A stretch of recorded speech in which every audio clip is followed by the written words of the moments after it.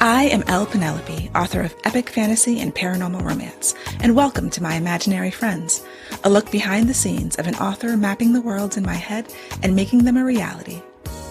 Just a quick technical note about today's episode. There is a weird audio issue that starts partway through and then I figure out and fix, but it's there for a while and it's super annoying. So I'm sorry about that. And now back to your regularly scheduled podcast. Hello friends, today is Saturday, December 14th, 2019, and this is episode 45 of My Imaginary Friends. I'm Leslie. So this week's best thing is that we adopted a new kitten. His name is Stokely, and he is 11 weeks old.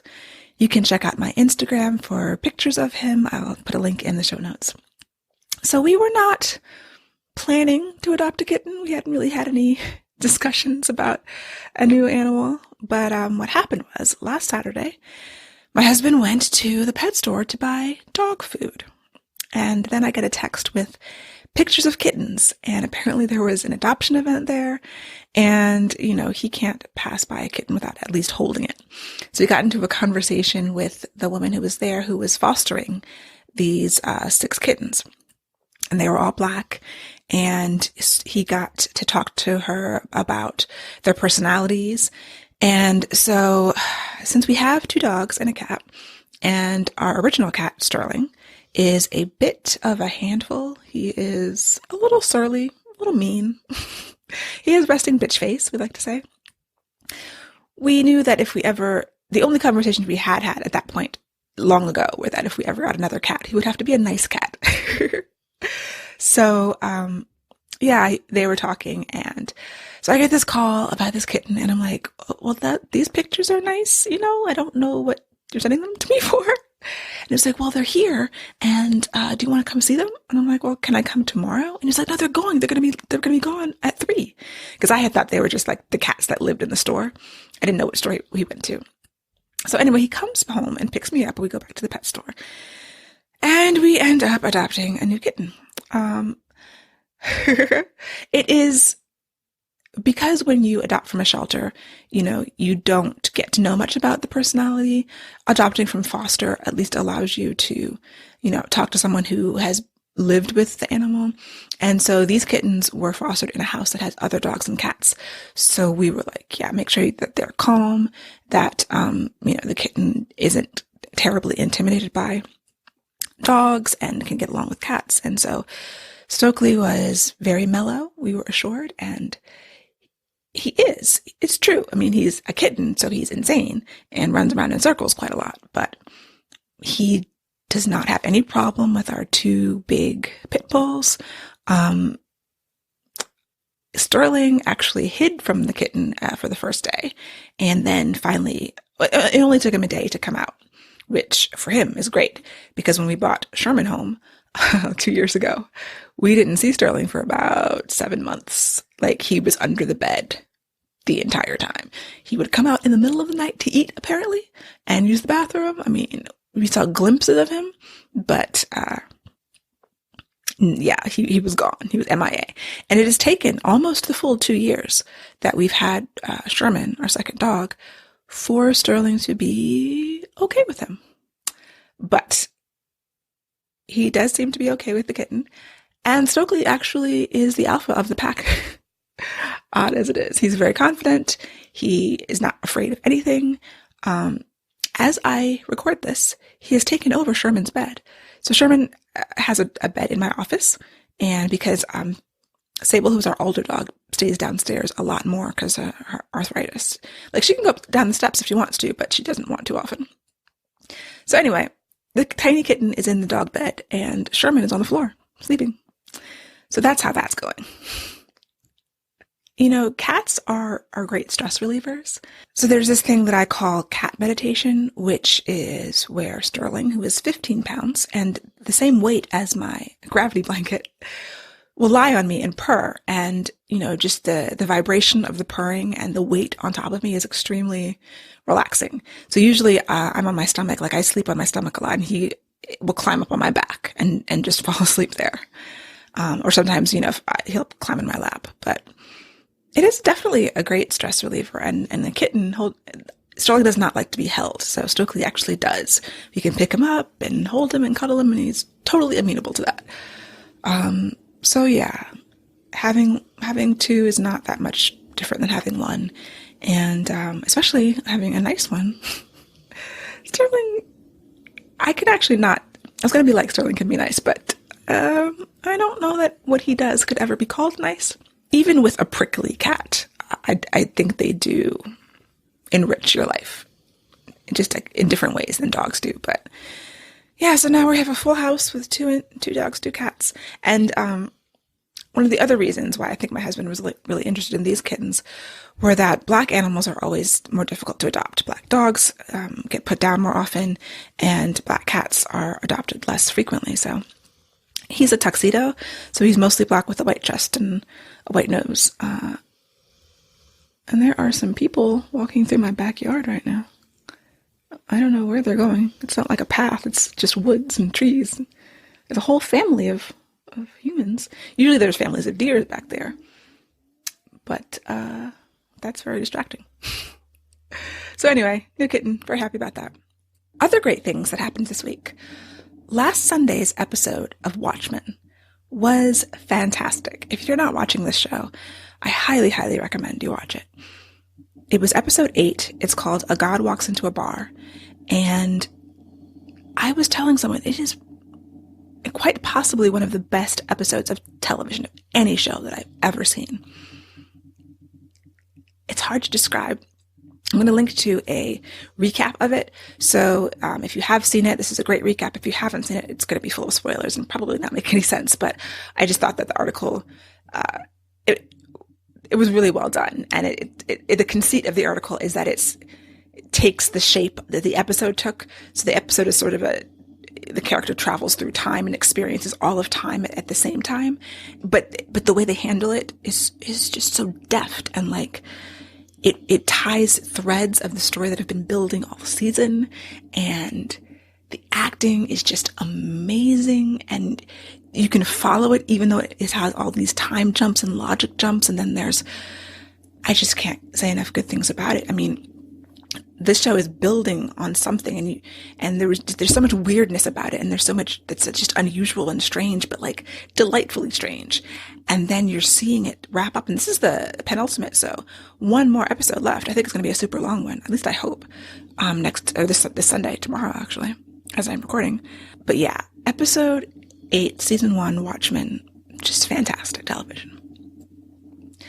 Another great thing from this week, the In the Heights trailer dropped. I just watched it again before I started recording, and I got like choked up. I mean, the trailer is so beautiful. I listened to the soundtrack a lot. So In the Heights was Lin-Manuel Miranda's first musical of Hamilton fame. And I've only seen the show once. I saw it locally in Maryland at like one of the higher end community theaters. So it had one of the members of the original Broadway cast was playing Usnavi, not the original Usnavi, which was Lin-Manuel, but the guy who played his cousin, and I can't remember the character's name right now. So older now, he's old enough to play Usnavi. And the rest of the cast were local. And DC has a good theater scene, but there were some newbies in the cast. And the night we saw it, there were 2 understudies who went on. And they were like, this was their first show. And it showed. So it was not the greatest performance, which was a shame. But even with some questionable performances mixed in with, some better ones, it's still a fantastic show. And I'm super excited about the movie. And that trailer is just gorgeous and gave me all the feels. So it sent chills up my spine. I was super happy about it. So in research news, I had mentioned the story that I'm, that's incubating in my mind, this heist story. Still is just a kernel. I don't have much more or anything more than I had last week. I haven't spent any time thinking about it because this week has been a beast. But I did manage to watch the original Ocean's 11. It's on Netflix if you are interested in it. So as of December 2019. So yeah, original Ocean's 11 stars Frank Sinatra, Dean Martin, Sammy Davis Jr., and the Rat Pack. Cesar Romero is in it, and I didn't even know that was him until after I finished watching the movie and Googled it. I wasn't paying attention to the opening credits, I guess. And then I was like, oh, this is the Joker from the Batman TV show? But Yeah, I did not enjoy this movie. I like old movies. I have a high tolerance for all of the old movie foolishness that goes on. Like, for instance, there was one scene where three of the white men are putting on blackface for a reason in the movie. And I think Frank Sinatra jokes with Sammy Davis Jr., like, how do you get this stuff off? Like, hardy har har, you know? But I mean, yeah, there was stuff like that sign of the times, you know? I can't fault the movie for that because that's life. But I just, as a film, like, the characters weren't charming. Danny Ocean. So, well, okay. The only things that were similar to the one that we know and love from Steven Soderbergh, the George Clooney version, is the name Danny Ocean, and that he was a man with an estranged wife, and that he got a crew of 11 people together, casinos in Las Vegas. That is literally the only thing that is similar about those two movies. In the original, yes, Danny Ocean still loved his wife and wanted to reconcile with her, but he was also cheating on her with this, harpy woman who causes trouble for the crew. And yeah, that's lovely. He was pulling pranks on the guy who was like sponsoring them, and they were kind of mean-spirited. Like, and maybe it, just like with like the racial and sexist stuff that was in there, maybe some of these jokes just hit really hard in 1960. And even though I watch old movies, I'm not like steeped in whatever the culture was at that point to find these quote unquote jokes funny. But they were just like story threads that didn't go anywhere. And the ending was bittersweet. I'm going to go ahead and spoil the ending of this 60-year-old movie for you because it is different than the ending of Ocean's 11, of the George Clooney version. So in the end, they pull off the heist without a hitch. It's all very elegantly done. But then through the course of events, someone is on to them and they have to move the money. And by the end of it, $11 million that they'd stolen, I think it was $11 million, whatever the amount of money was that they'd stolen, ends up being cremated with the body of one of the guys who died, and they'd end up with nothing. And the last shot is them walking down the strip, very sad, as the credits roll over their faces. And by that point, I was like, yeah, you guys didn't really deserve that money. You guys were all jackasses, and I don't care that you didn't get it, Like, I was kind of like, wait, what? And then I realized the movie was over, and that was the end, and I was like, oh, okay, well, I guess y'all should have not been such terrible people. So it is impressive to me that whoever had the idea to take that movie and turn it into the Soderbergh version, I mean, it's mind-blowing. Like, I don't know how you watch that movie and be like, well, I can see how you can watch it and be like, I can improve this. So maybe that's what happened. Like, this is an interesting idea. Let me make it actually enjoyable to watch and full of fun people that you really want to get away with this crime. Or maybe the 60s were just more moral than today, and the moral of the story is that crime doesn't pay, which is the opposite of the Ocean's 11 that we know and love today. I don't know.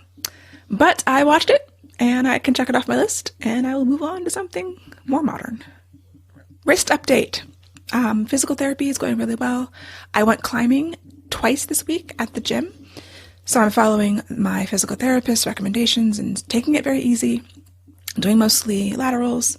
I'm not going to get too much in the weeds with that, but I am much happier. So, and my wrists and my thumb is improving.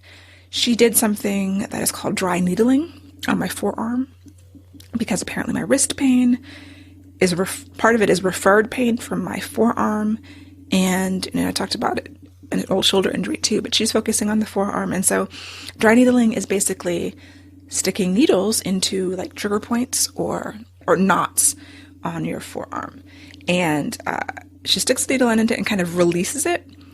It's not exactly comfortable, but it helps. I mean, it helped me so much. Like immediately after she takes the needle out, and I'm like still wincing a little bit.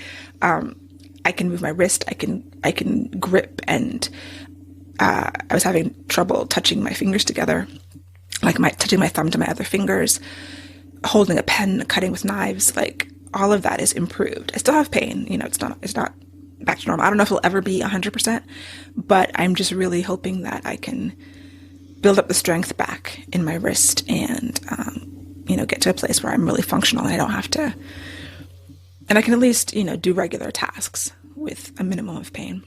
But yeah, so back in the gyms, I'm so weak. I'm so sad to be so weak. I can't do any pull-ups, and I had worked so hard, to get to the point where I could do pull-ups. I think it'll come back easy. I mean, it should come back much easier than it originally was to do them. I haven't lost all of my strength, but, and I still can't grip really hard enough to try super hard.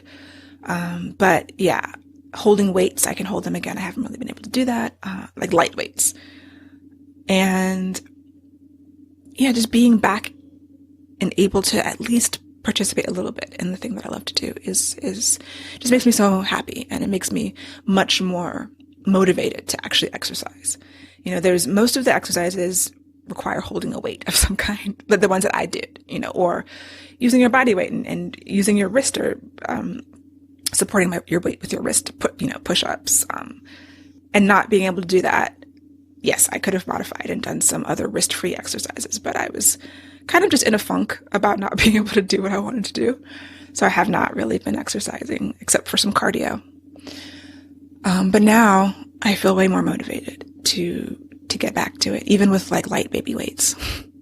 Like she gave me a 5-pound kettlebell, and I was like, I don't have weights this light at my house. I guess I could buy some light weights, but they have, obviously they don't have any weights that light at the gym. Like they have dumbbells, but not for kettlebells. I digress. Anyway, it's going well. There is more progress being made, and I'm super excited about that. I'm going down from twice a week physical therapy to once a week, and as I continue to improve. So, the writing update, which I have been procrastinating about mentioning in this podcast episode. Well, one part is 100% great. So, I finished the novella, Hush of Storm and Sorrow, which is book 2.5 of the Earthsinger Chronicles. I sent it to the copy editor, and that is a huge relief, a big weight off my shoulder to be through that process. I actually reread the whole thing this morning, and I'm really happy with it. Since this week was so difficult for work reasons, there were 2 whole days when I did not get to write at all. And that was terrifying to me, like the week of a deadline. But I had this work project that was just sucking all of my energy, and it was launching as a website that was launching this week. So that's why I am technically a day late. My due date was technically yesterday, but it was Friday. And when I said it knowing that she wasn't going to look at it over the weekend. So if I needed those 2 extra days, I could have them. I didn't get a chance to polish it as much as I would have if this week had gone differently. Now rereading it this morning, I think it's fine, but I'm also still very close to it.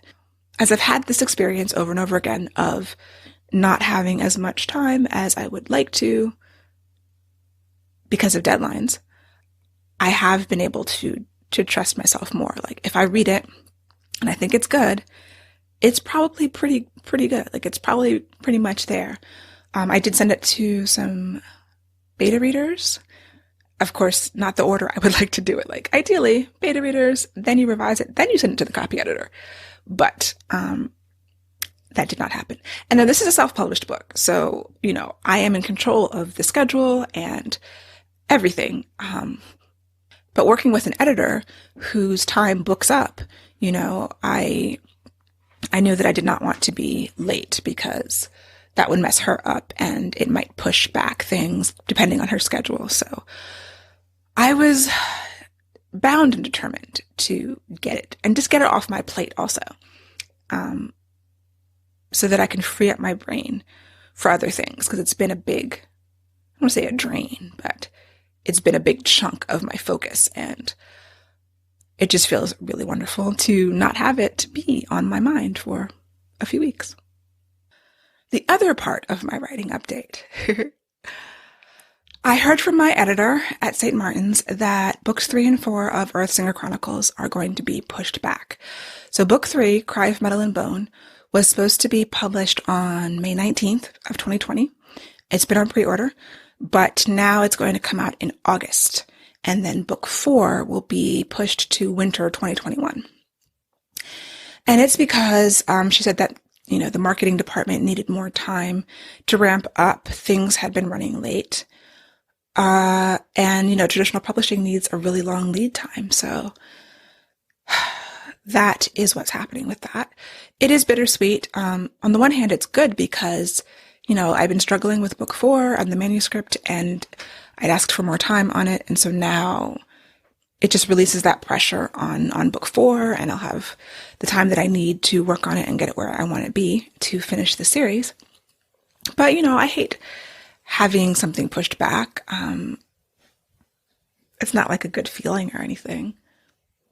I've already updated my website. I have to send that newsletter, that same newsletter that did not get sent out in November and has not, as of yet, gotten sent out in December.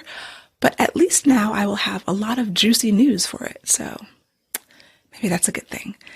I absolutely must send it out this week because I don't want to push it till Christmas, and it's already been ridiculously long.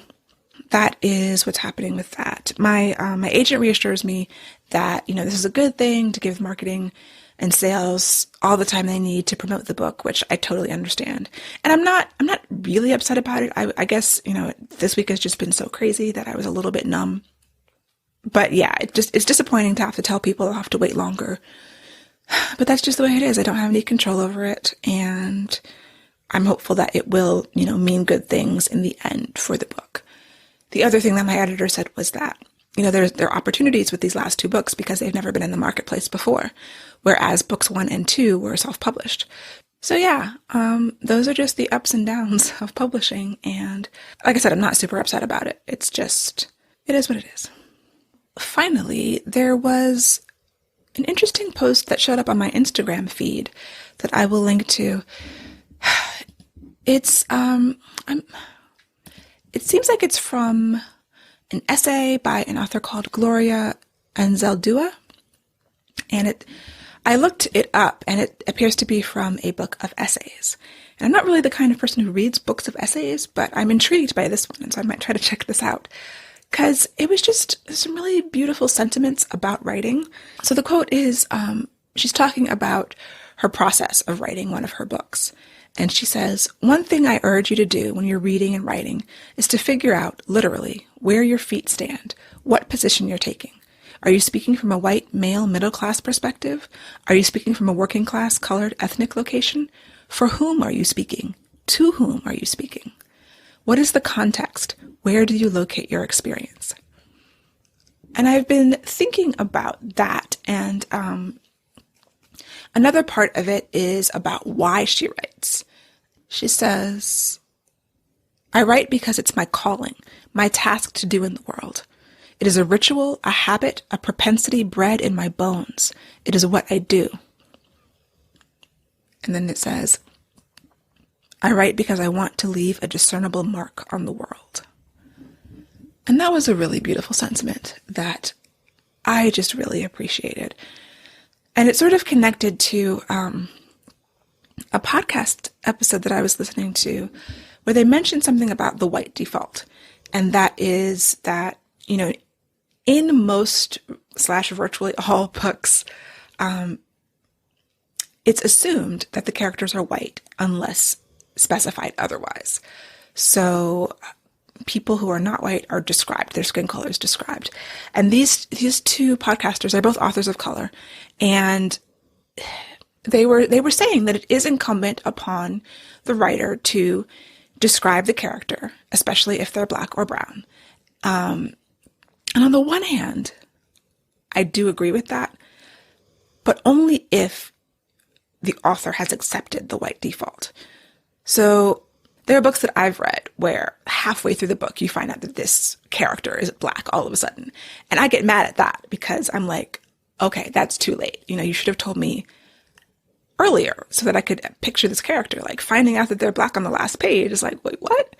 Or when you don't find out at all and then the author makes some statement like, in Divergent, apparently 4 was biracial this whole time, or like, Dumbledore was gay. Like, who knew? Oh, I didn't tell you that. It wasn't in the book. I'm just telling you now. It's a bonus. That feels wrong, and kind of immediately a little disingenuous, But I've had the experience, especially like in a critique group when, for a short story. It was actually a short story that appeared in the Heart's Kiss magazine. And, everyone in the critique group was white. So one of these women read the story. And at a certain point, like in the middle of this story, I described the character's skin colors and they're black. And she was like, oh, well, this is kind of late. And, basically the same reaction I had had to this other book. But I operate under a black default. All of my characters are black, unless I tell you otherwise. Now, I realize that most of the readers are not operating under a black default, but it's my way of challenging the white default. And it is something I think about, like if you're doing a thing that no one knows you're doing, is it effective?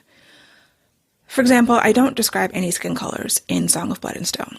And that was a conscious decision. I have these two races of people, and they have different skin colors. And, the Lagrimari have dark hair and dark eyes, and the Elsirans have red hair and freckles. And I've read reviews where people say, oh, they're coated white. And on the one hand, I can see why they say that. But on the other hand, I have, I know plenty of black people with red hair and freckles. And it depends on your perspective. And it depends on your default. And so I operate my career as working from a black default, and that's my paradigm. And I totally understand when people read my books and they believe that the characters look, a certain way based on their default. And I don't describe the skin colors on purpose as my way of confronting the white default.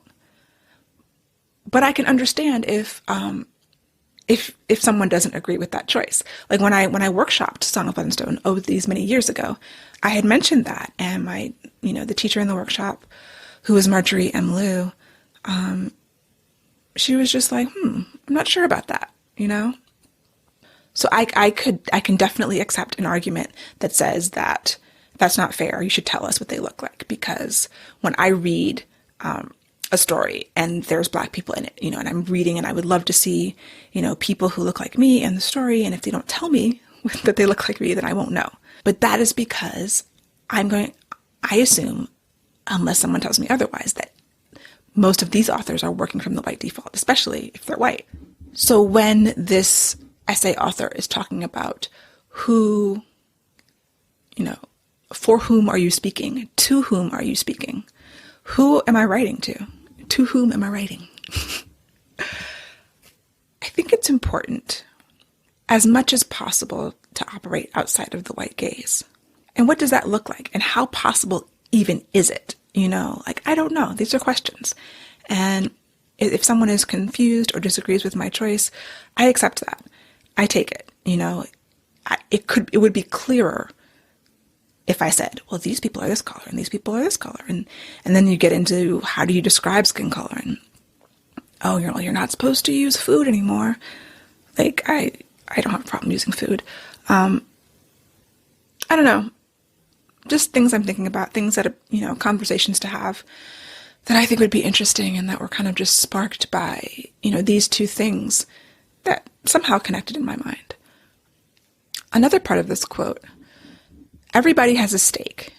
You're doing it because you are affirming your ethnic identity. You want to document your experience. You want to find meaning in it. You don't want your voice erased. These may be some of the stakes for people of color. I think there are high stakes in terms of confronting the white default. And I don't know how exactly, we do that. And everyone's going to do it in their own way. So this was the way that I decided to do it when I wrote the book. And considering that there's 3 versions of Song of Blood and Stone out in the world, I stand by it for this series. Now, if I was starting all over again today from the beginning, I might do it differently. I might not. I really don't know. I think that as I go forward and as I continue to try to challenge myself in my writing, I will attack these things that are of concern to me, that I feel are important to engage with and to and to address, I'll probably deal with them differently. And I'll deal with them in a variety of ways, in a variety of stories. So that is all for me for this week. I hope that you have a wonderful week and that you are prepared for the holidays and the weather and whatever else the end of the year brings. As I go forward, I'm going to start doing my end of the year review and planning for next year. Yeah, as things wrap up, it is a time, a good time to look back and review and evaluate and then get ready for 2020. It's almost here. For episode show notes and to sign up for the Footnotes newsletter, go to myimaginaryfriendsshow.com. Subscribe wherever you get your podcasts, and please leave a rating or review to help support the show. My Imaginary Friends is part of the Frolic Podcast Network. For more terrific podcasts, check out frolic.media/podcasts.